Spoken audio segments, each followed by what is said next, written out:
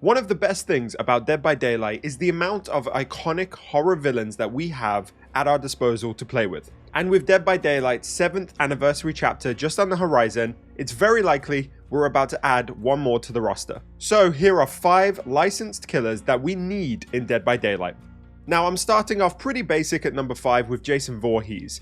I'm not particularly excited about this idea because let's face it, he's kind of just a guy with a knife-like weapon, and we have plenty of those in the game already as it is, but he is one of the most iconic characters in the world of horror, so we know he'd fit in really well, and it also feels like we kind of need him in the fog at this point. Now the reason we haven't had him yet is apparently because of a lawsuit that basically prevented behavior being able to do anything with the character, but apparently that has been sorted, so who knows, Jason Voorhees could potentially be on the table. Now in terms of what Jason's power could be, nothing really springs to mind, but it would be really interesting to see the creators kind of use water with him. So maybe on each map we get a body of water when you're playing against Jason, and if survivors go near this body of water, then maybe a killer instinct happens and something happens with Jason that the killer can influence.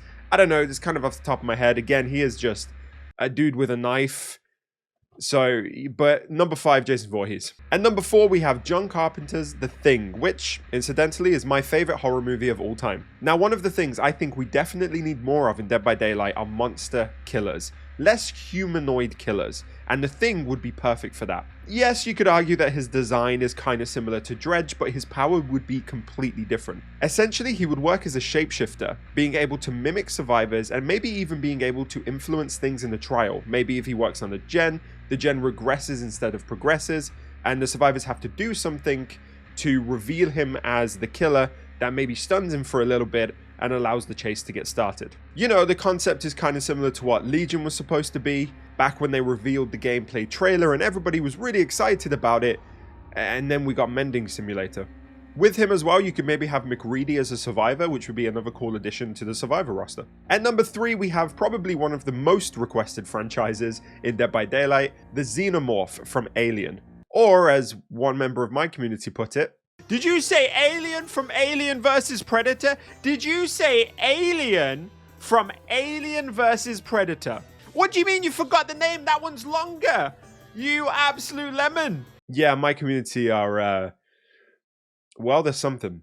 The Xenomorph, like The Thing, would be a monster-style killer, and is an icon that's actually already made its way into the gaming world with Alien Isolation. And let's face it, the alien would be absolutely terrifying to see in the fog, and there are a multitude of ways that her power could work. For example, it could be similar to the Demogorgon, where it has some sort of shred-like ability that can cover distances quickly, or, and this is my favorite, it could be a trap-style killer. The traps would of course be face-huggers, and they could either be left in eggs around the map that would be activated when a survivor walked too close, or they could even be installed into gens, so that if a survivor goes and touches a gen, the facehugger pops out, and then it would work similar to either Victor and the Twins, or Pig's reverse bear traps, where the survivor has to do something to get it off of them before a certain thing happens. Or if behavior really want to shake things up, you could have it being able to run on ceilings and on walls and just completely bypass every single gameplay rule that we have set in the game. Kind of like Nurse. It would be fun. At number 2, we have the Death Angels from A Quiet Place. Now, for those of you who haven't seen the movie, the villain basically operates solely on sound. They can't see anything. They use echolocation to be able to locate their prey. And this would be a really, really cool concept for a killer power that we haven't seen anything like before in the game. Obviously, we have sound cues, like if a survivor runs past a crow or blows up a generator, the killer will get a notification.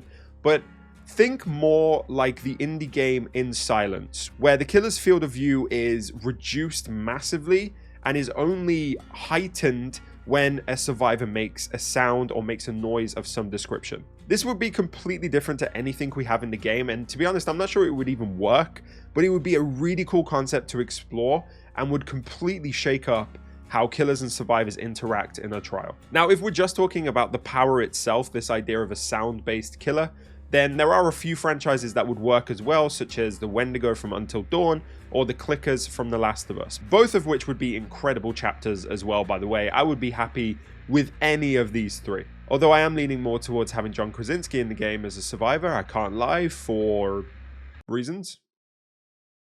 Just reasons.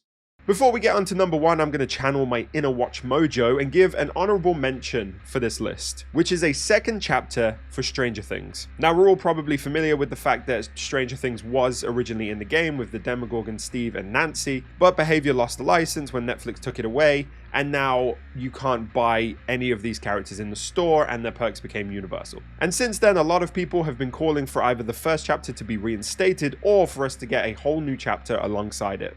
And to be fair, a second chapter would not be a bad idea. In this second chapter, I would see the killer being Vecna. In terms of how his power would work, it would probably be something like taking the survivors to the upside down, which may work in a similar way to Freddy's Dream World mechanic. But honestly, I just want to see the Maury. I think the Maury would be like the Rings Maury, but like on steroids. It'd be crazy and it would be cool as hell. And also we'd get to have Robin and Eddie as the survivors. Yes, they are the best choices for a second chapter of Stranger Things, do not at me. And I would get to live out my Robin main fantasy. So rounding out this video, the number 1 licensed killer that we need in Dead by Daylight is Pennywise. Pennywise is another iconic horror villain that we are yet to see in the fog and who would be an awesome addition. I think his power would be similar to the Things in that he would be a shapeshifter, but not necessarily to the survivors. Instead, maybe he could have 4 variants of the killer that he could switch to: the Pennywise model, the zombie model, the mummy model, and then maybe the painting model from the movie. And each of these models would have a different ability and a different way to influence the trial,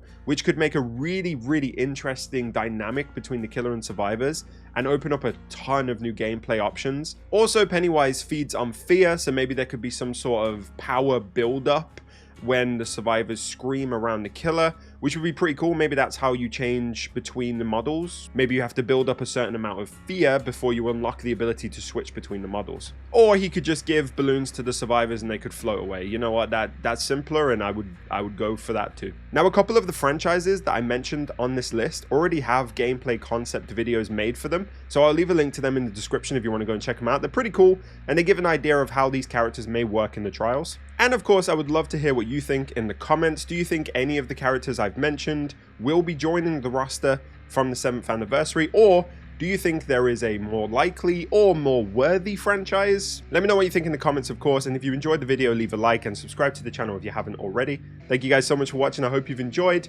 and I will see you guys in the next video. Bye for now. So let me break it all down for you. I ain't never giving up, I ain't never giving up. I'm taking that crown from you.